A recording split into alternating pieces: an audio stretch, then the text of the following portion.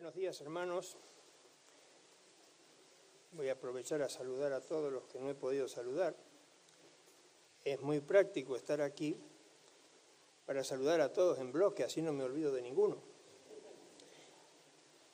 Pero decir que es más práctico es una especie de eufemismo, para no decir que es más cómodo, ¿no?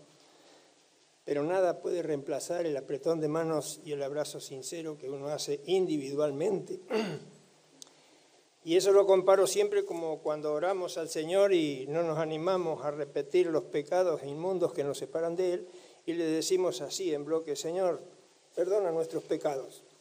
Y allá va el bloque, y el Señor elegirá.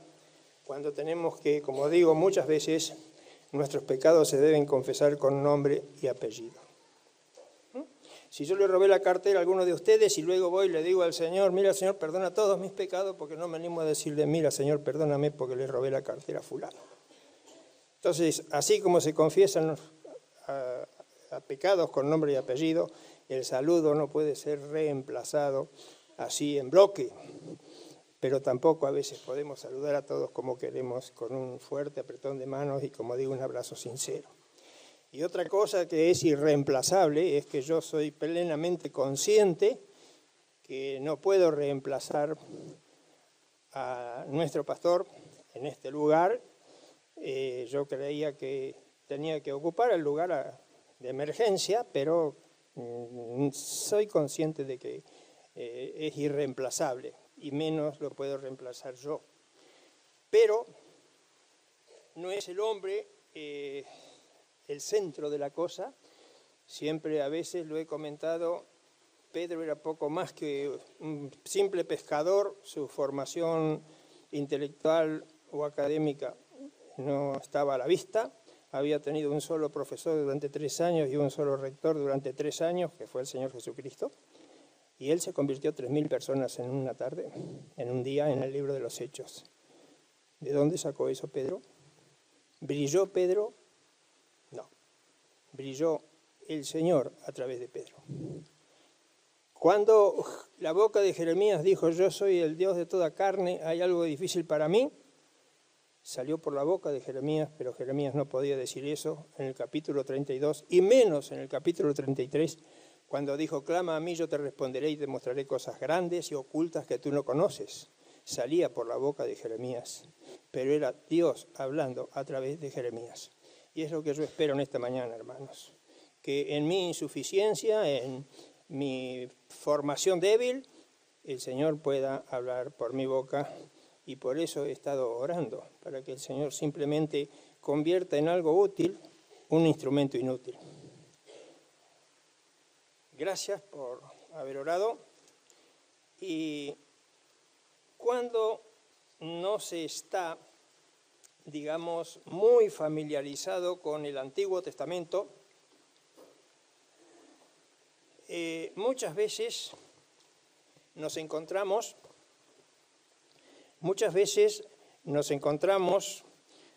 cuando hacemos lecturas en el Antiguo Testamento que pueden parecernos, en lo que está leyéndose allí, como que es algo inverosímil, algo que realmente no lo puedo entender bien.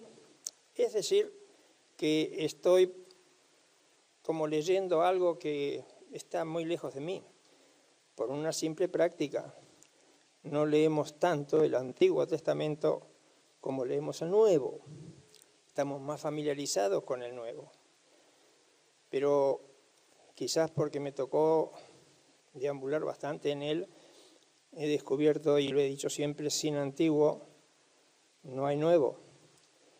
Y cuántas cosas preciosas se nos escapan del llamado Antiguo Testamento o Antiguo Pacto, porque no acostumbro a leerlo. Y cuando nosotros encontramos esas cosas que parecen inverosímiles o que parecen imposibles o que parecen demasiado extrañas, sobre todo en los pasajes proféticos, es porque culturalmente estamos muy lejos, intelectualmente a muchísimos kilómetros, y temporalmente ni hablar. Estamos por los 3.000 años.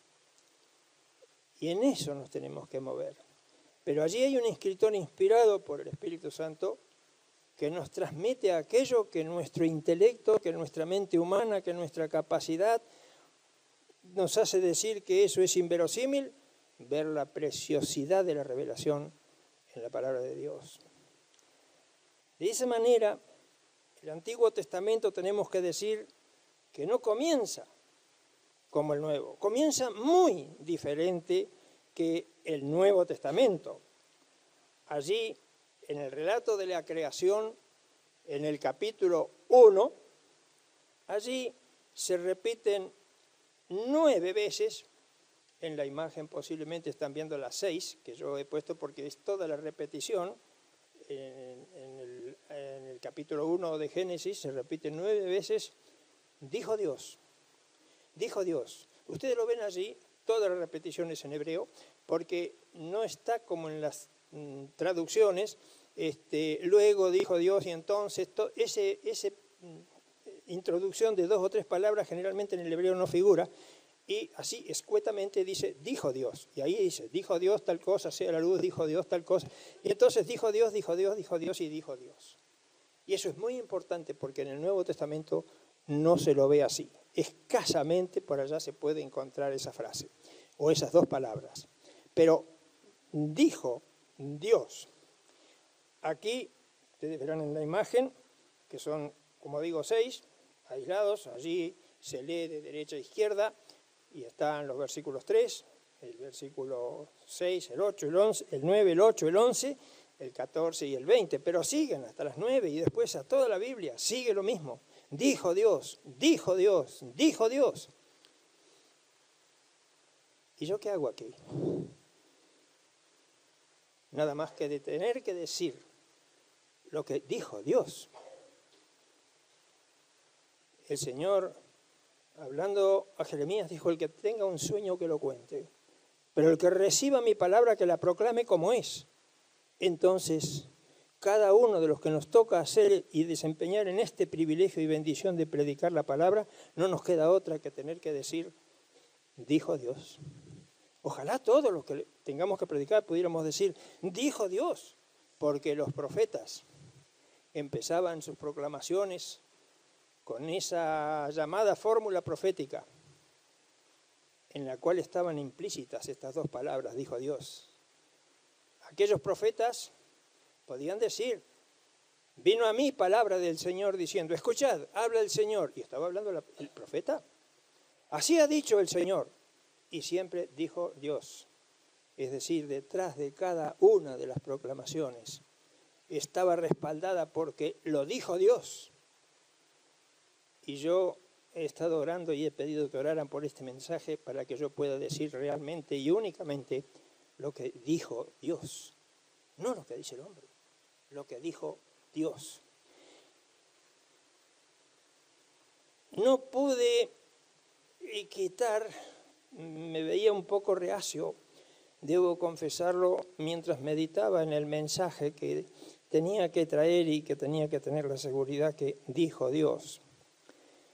Pero como siempre digo, Dios usa personas, ya sea para llevarnos al Señor o ya sea para mostrarnos un ministerio o para otras cosas. No viene un ángel personalmente con alitas y me dice, tú tienes que hacer esto.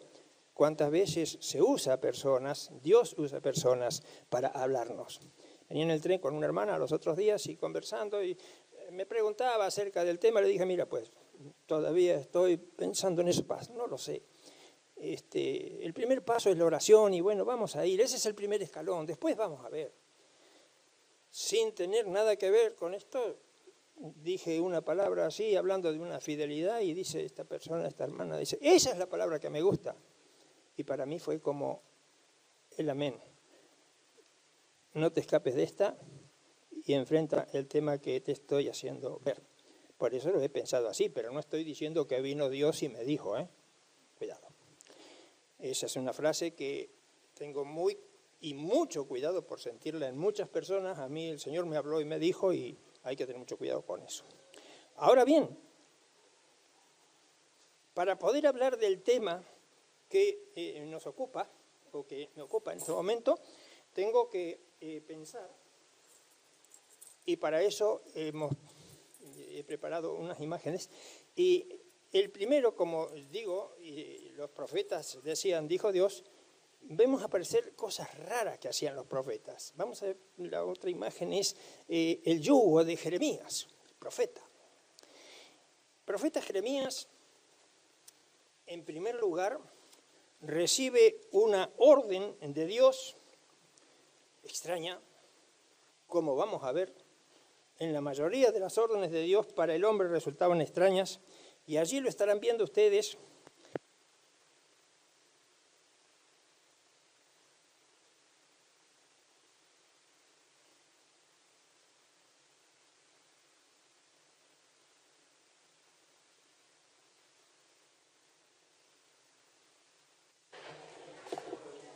Sería muy raro si nosotros viéramos hoy esa misma actitud. Y entonces, este profeta, tal como se verá allí, decía así, y está en el libro de Jeremías, capítulo 27, los versículos 2, 11 y 12 de la Nueva Versión Internacional, que nos aclara un poquito más el concepto, y dice el profeta Jeremías, mientras trasladaba el mensaje, lo primero, así me dijo el Señor, así dijo Dios, hazte un yugo, eso que se pone a los bueyes, que los une una madera, que lo verán allí, él con eso en el cuello. Sería raro que viéramos una persona haciendo algo raro eso en la calle, y si pudiéramos acercarnos le preguntaríamos qué está haciendo, por qué se pone eso, ¿no? Que eso es lo que ocurría cuando, después de proclamar sus verdades, los profetas hacían ese tipo de actitudes, y muchas veces le preguntaban, ¿por qué haces eso? Y lo iremos viendo en las otras que estamos después. Entonces el profeta dice esto, así me dijo el Señor, hazte un yugo y unas correas y póntelo sobre el cuello. Sigue los otros versículos. A la nación que doble el cuello bajo el yugo del rey de Babilonia y se someta a él, afirma el Señor, yo la dejaré en su propia tierra para que la trabaje y viva en ella. Y sigue diciendo Jeremías, a Sedequías, rey de Judá, le dije lo mismo, doblad el cuello bajo el yugo de Babilonia, someteos a él y a su pueblo y seguiréis con vida.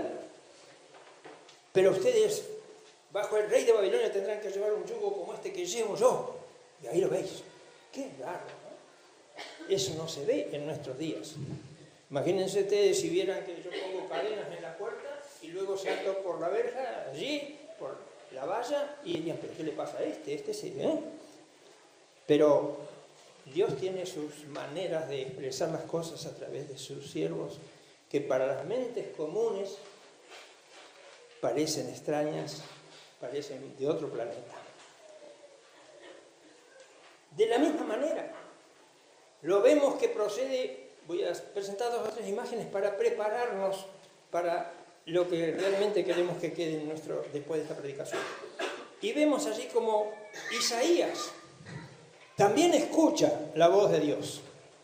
Otra rareza. Si rareza era o extrañeza era Jeremías con un yugo aquí simbolizando lo que le iba a pasar al pueblo de Israel en Babilonia, caeréis bajo el yugo de Babilonia, entonces ya andaréis peor que yo. Ahora lo tenemos a Isaías. ¿Qué le dice el Señor a Isaías?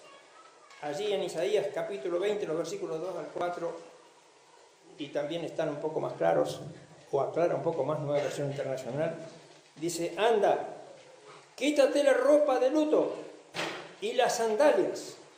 Así lo hizo Isaías. Y anduvo desnudo y descalzo. La palabra desnudo, entiéndase, andaba en sus paños íntimos, como si nosotros pasáramos por pleno Madrid en pijama. Desnudo y descalzo. Entonces el Señor dijo, y vuelve, dijo Dios.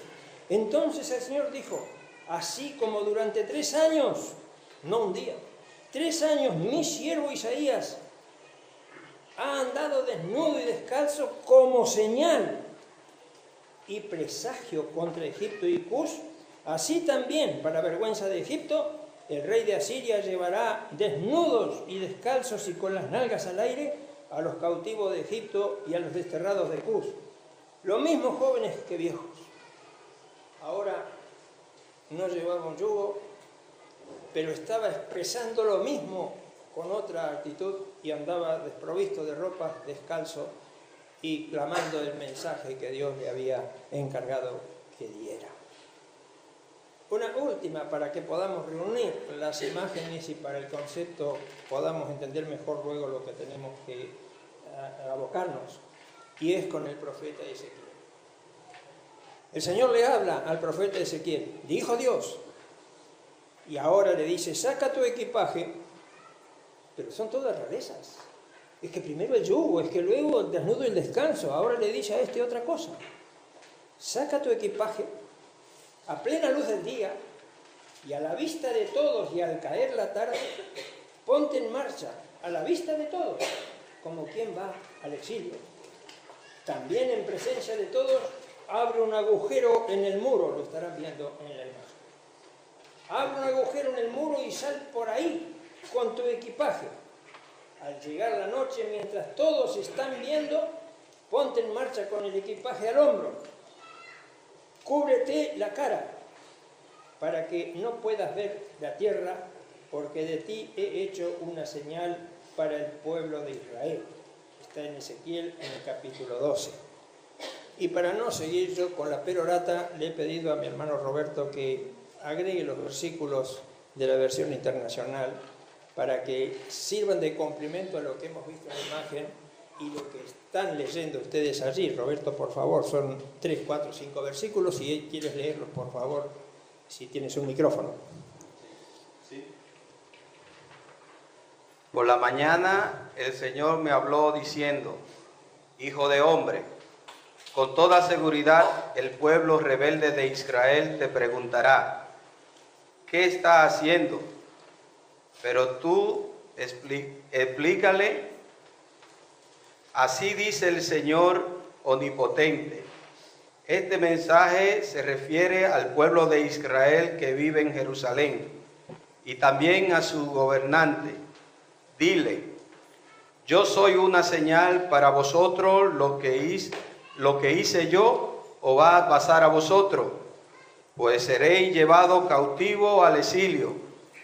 Y vuestros gobernantes se echarán el equipaje al hombro y saldrá de noche por un agujero que abrirán en el muro.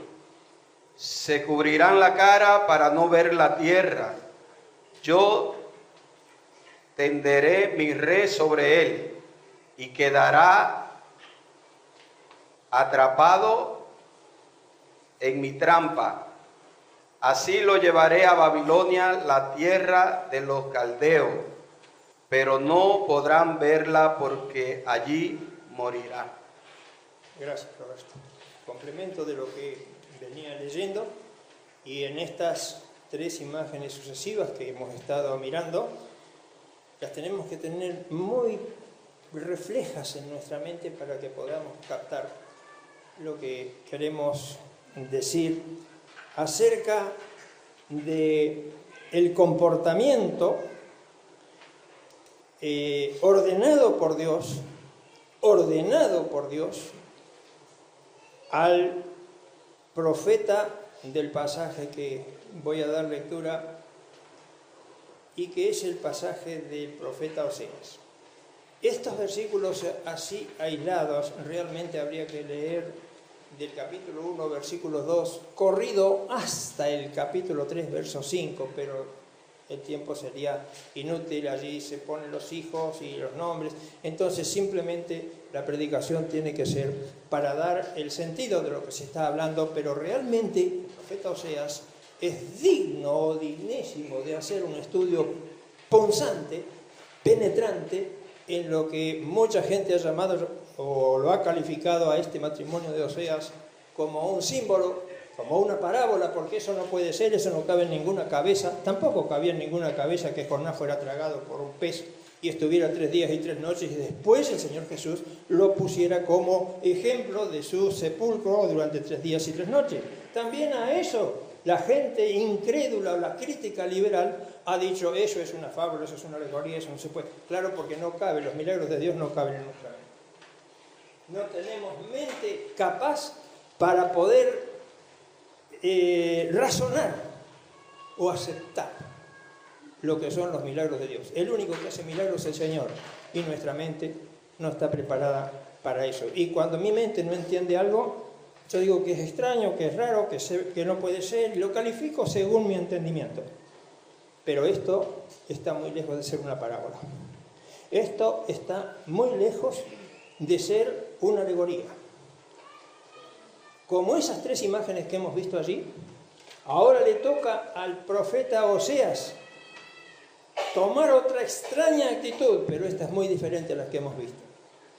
Aquí voy a leer solamente unos versículos, como digo, se entendería mejor leyendo del capítulo 1, versículo 2, hasta el capítulo 3, versículo 5, todo corrido, y entenderíamos un poco o no entenderíamos tanto de lo que está pidiéndole el Señor a Oseas. Y allí dice, el principio de la palabra del Señor por medio de Oseas, dijo, seguimos con el dijo Dios, dijo el Señor a Oseas, ve, tómate una mujer fornicaria e hijos de fornicación, porque la tierra fornica apartándose del Señor. Fue pues y tomó a Gomer, hija de Diblaim, la cual concibió y le dio a luz un hijo. Dejando los versículos que siguen y pasando al capítulo 3, los primeros 5 versículos dice, me dijo otra vez el Señor, dijo Dios. Por eso insistí, hermanos, en que los profetas hacían las cosas así, porque lo dijo Dios. Y si lo dijo Dios, tengo que hacerlo y no hay otra. Si dijo Dios que venga yo aquí, pues tengo que venir y se acabó y hay que dejar todo lo demás. Pero sigo diciendo, no soy digno de reemplazar y nada menos con nuestro pastor. Pero sí confío de que si el Señor usó un pescador medio ignorante, puede usar otro más ignorante que Pedro para que traslade lo que realmente tiene poder, que no es mi palabra, sino la palabra de Dios. Para que se predique, como dice en Jeremías, como es. Entonces allí dice, y me dijo otra vez, porque ya se lo había dicho antes, y me dijo otra vez el Señor, ve, ama a una mujer amada de su compañero, aunque adúltera, como el amor del Señor para con los hijos de Israel, los cuales miran a dioses ajenos y aman tortas de pasas. La compré entonces para mí por 15 siclos de plata y un homer y medio de cebada.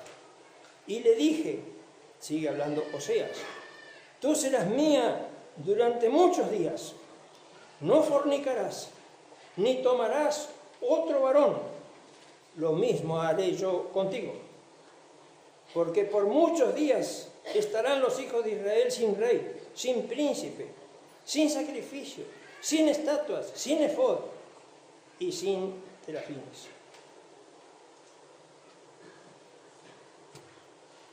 La cuarta imagen, que no lleva nada encima, que no parece disfrazarse ni desnudarse delante del pueblo al que le está hablando, pero que lo lleva clavado como un dolor dentro del corazón y de sus sentimientos, porque el único que puede hablar con autoridad de lo que realmente quiere decirle a los que lo escuchan es aquel que ha vivido el momento.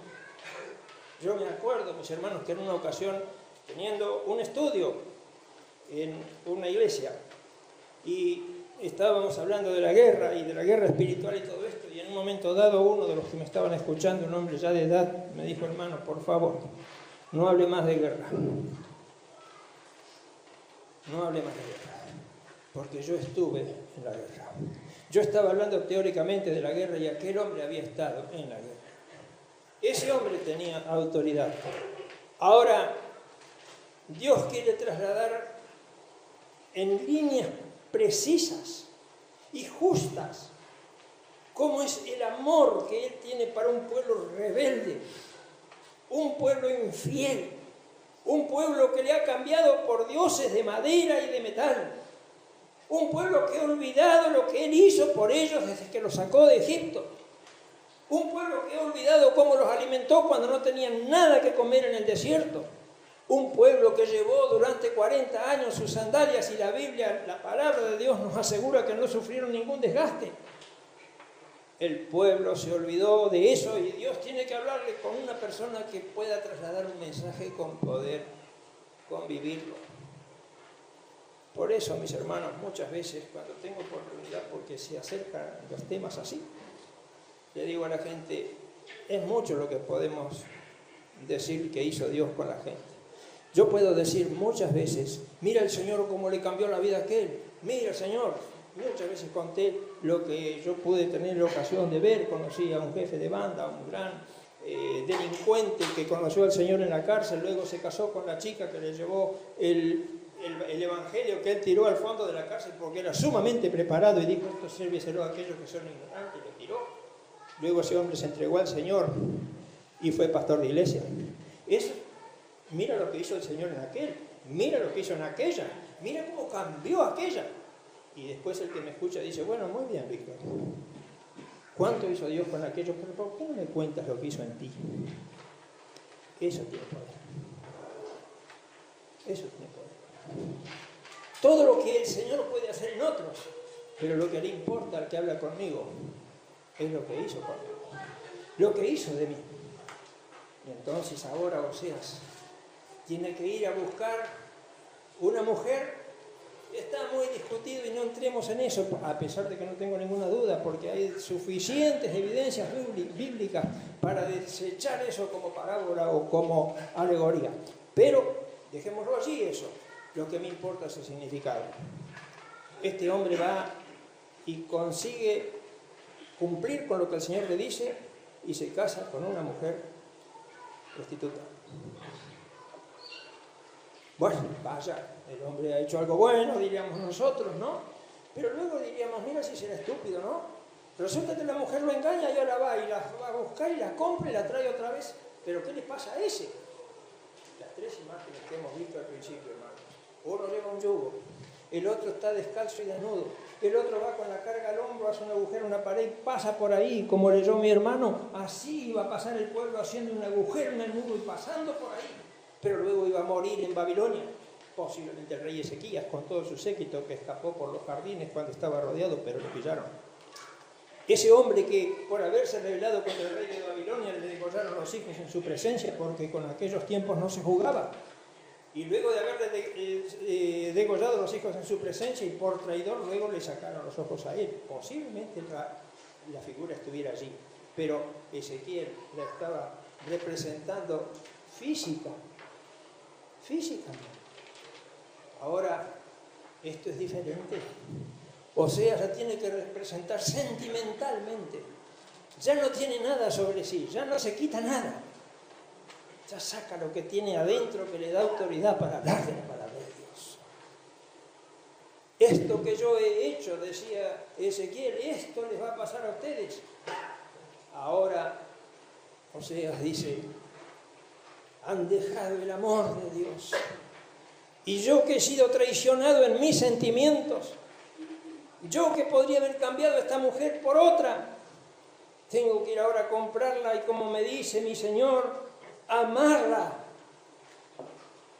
Porque muchos le podrían preguntar en el entorno que lo avergonzaría al profeta, ¿pero qué estás haciendo? ¿Pero es que tú no despiertas? Muchos le preguntarían, ¿qué estás haciendo? Y le diría, estoy haciendo lo que Dios hace por ustedes y no lo entendéis. Estoy llorando, estoy deshecho por dentro, porque veo que no me entendéis y que me abandonáis. Eso es lo que piensa el Señor de ustedes.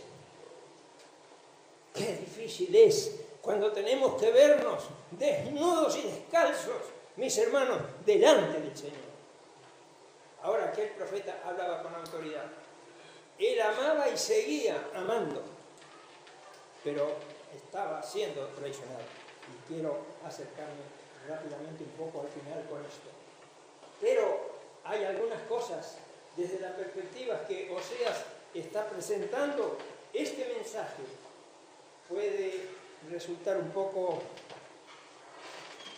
el mensaje infinito del amor de Dios, puede representar un choque, el trasfondo dramático, un choque o que sea la lectura chocante, como digo, si no estamos familiarizados con el Antiguo Testamento para algunos lectores. Leer todos los capítulos de Oseas puede resultar a una persona que no conoce la Biblia, menos en el Antiguo Testamento, resultarle chocante. Pero, sin embargo, a pesar de que no es fácil comprender o aceptar, debemos reconocer que Dios estaba preparando a su siervo y a su mensajero con el propósito muy especial, en el marco de su omnisciencia, para que llevara el mensaje que tuviera toda la fuerza y toda la significación de haberlo vivido al pueblo que tenía que escucharlo. Fuerza y significación estaban en lo que había vivido y estaba viviendo. Quizás era la única forma, sin el quizás por delante, que solo puede aportar la experiencia. Nadie puede hablar, como dije, con más propiedad y más autoridad del que ha vivido una cosa. Quizás Oseas debería leerse o empezar a leerse por el final del libro. Qué raro, otra rareza esta vez del que predica. Quizás en vez de leer Oseas desde el principio, quizás habría que leerlo desde el último versículo con el que termina el libro. Empezar por ahí y luego seguir por el otro lado. ¿Por qué? Porque precisamente en esa forma, ¿qué es lo que dice? Si están viendo la imagen, allí dice: ¿quién es sabio? Después de todo lo que cuenta, narra y especifica el profeta, está este agregado en el último versículo con el cual se cierra el libro y la profecía. ¿Quién es sabio para que entienda esto y prudente para que lo sepa? Después de leer todo lo raro, lo extraño que hay en ese libro, al terminar te pregunta: ¿quién es sabio para que entienda esto que has leído o te han predicado? Y prudente para que lo sepas. Porque los caminos del Señor son rectos y los justos andarán por ellos, mas los rebeldes caerán en ellos. Nada mejor, ningún otro ejemplo podría ser mejor para ilustrar la fidelidad y a su vez la infidelidad que enfocándola desde el punto de vista del matrimonio. Si lo razonamos, hermanos, creemos que es el mejor ejemplo. El Señor pensando en Israel como su esposa e Israel en el Señor como su esposo. Traición, adulterio espiritual, abandono, y se va detrás de los amantes que son los ídolos de madera, de oro, de bronce, de piedra, de metal. Me dejaron a mí, decía el Señor, fuentes de agua vivas, y cavaron para sí cisternas rotas que no tienen agua. Me dejaron a mí, fuente de agua viva. ¿Cómo no se va a sentir traicionado el Señor? Hay una, no sé si llamarla ilustración, que podría ser una historia, pero que no puedo afirmar si lo es. Dice que había una chica ciega, quizás esto diga un poco más que lo que yo he dicho con palabras. Había una chica ciega y esta mujer, muy joven, se odiaba a sí misma y odiaba a todo el mundo porque era ciega. Se odiaba a sí misma y a todo el mundo, menos a su novio, porque ella sentía que la amaba con locura y que la amaba de verdad. Entonces se aborrecía a sí misma y odiaba a todo el mundo, pero amaba a su novio porque sabía que la amaba. Pero era ciega. Pasó el tiempo y un día uno de sus médicos le dijo: tenemos un par de ojos para ti. Esta chica había tocado el cielo con las manos, hicieron los injertos y aquella mujer por primera vez vio la vida. Y lo primero que hizo fue correr donde estaba su novio para contarle, para verlo. Y llega y le dice a su novio: vienes ¿te casarás conmigo? Y aquella chica lo mira y le dijo no. ¿Por qué? Porque eres ciego.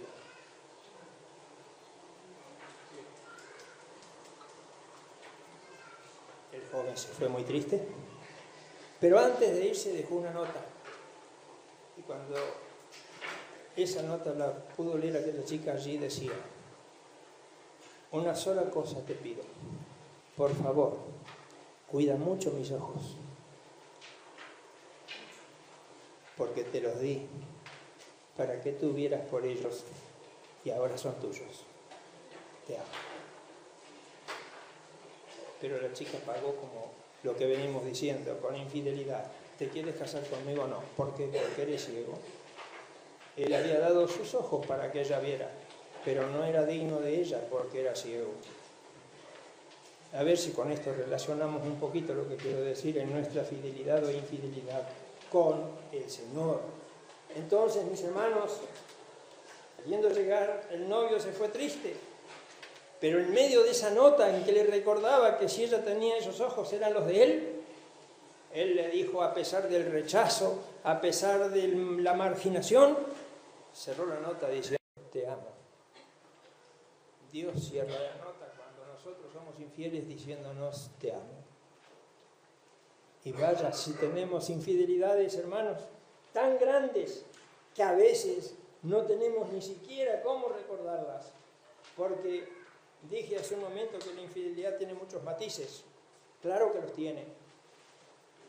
Y si cualquiera de esos matices nos afecta sensible y profundamente a las personas, cuánto más a Dios. ¿Cómo las verá Dios a mis infidelidades? Entonces, tengo que pensar en una cosa que es muy importante, para con lo cual yo quisiera terminar esta meditación. Desde el día en que yo me entregué a Dios, desde ese día en adelante, yo dije que me entregué al Señor. Y si realmente hubo esa entrega, hay un peligro muy grande. Como hay un peligro en los matrimonios que vemos hoy día, en muchos casos, no en todos, pero es que se entren en una especie de rutina. Nadie nos toca cuando recién nos hemos convertido, cuando nos hemos entregado al Señor. Amigo, voy hasta predicarle el Evangelio al rey de España. Una audiencia porque le quiero predicar al Señor. Pero después de varios años ya me he acostumbrado a un ritmo, a una rutina, y esa rutina me desgasta espiritualmente como se desgastan las parejas que me han dicho más de una: la convivencia desgasta. La convivencia con el Señor no puede desgastar si no se ha convertido en rutina. Solamente, y para finalizar, una cita de la palabra de Dios, o dos citas de la palabra de Dios, que están una en la carta segunda a Timoteo, segunda carta del apóstol Pablo a Timoteo, en el capítulo 2 y versículo 13. Allí dice: si fuéramos infieles, Él permanece fiel. Él no puede negarse a sí mismo. Si fuéramos infieles, Él permanece fiel. Pero no debemos olvidarnos, hermanos, de que si yo soy infiel, Él permanece fiel. El Señor es nuestro Padre amoroso. Y el Señor, y también lo dice la palabra, y no lo podemos despegar de lo que acabo de leer, que el Señor, como un buen Padre amoroso al que ama, disciplina y azota al que recibe por hijo cuando no hacemos cuando hacemos lo que no debemos hacer. Y es allí en Hebreos, justamente en el capítulo 12, los versículos 6 y 7 de Hebreos, que nos ilustran sobre esta cosa. Y dice así la palabra de Dios, Hebreos capítulo 12, 6 y 7. Dice: porque el Señor al que ama disciplina y azota a todo aquel que recibe por hijo.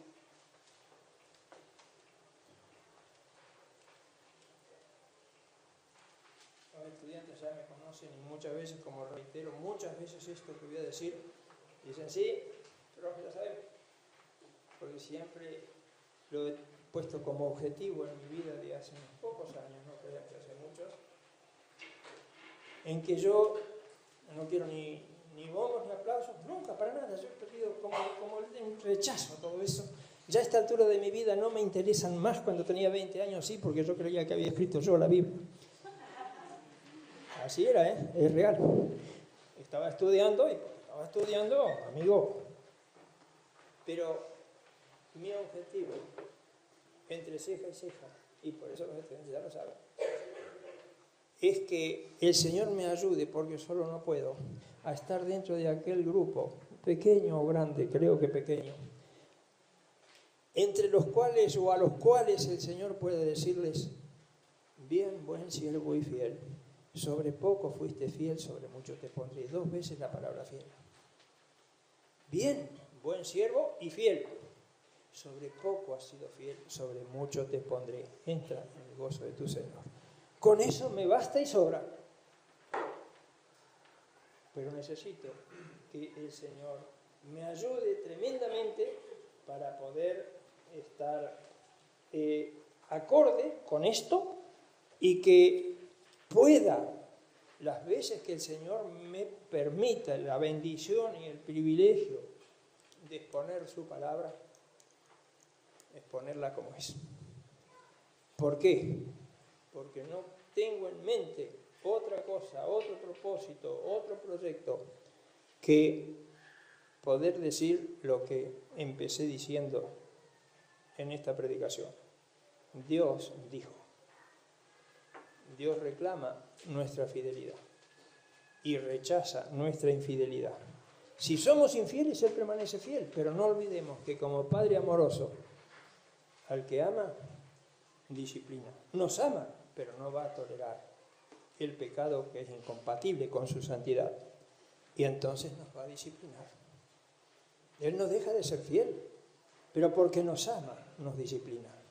Entonces tendremos que descubrir, empezando por el que predica, mis hermanos, en qué, Señor, en qué aspecto, en qué pequeño o grande punto te estoy siendo infiel. Porque en la cantidad de años que me entregué a ti y que te sirvo, no he entrado en esta rutina espiritual. En el matrimonio, en la pareja humana, podremos entrar en una rutina, como muchas veces se entra, no siempre.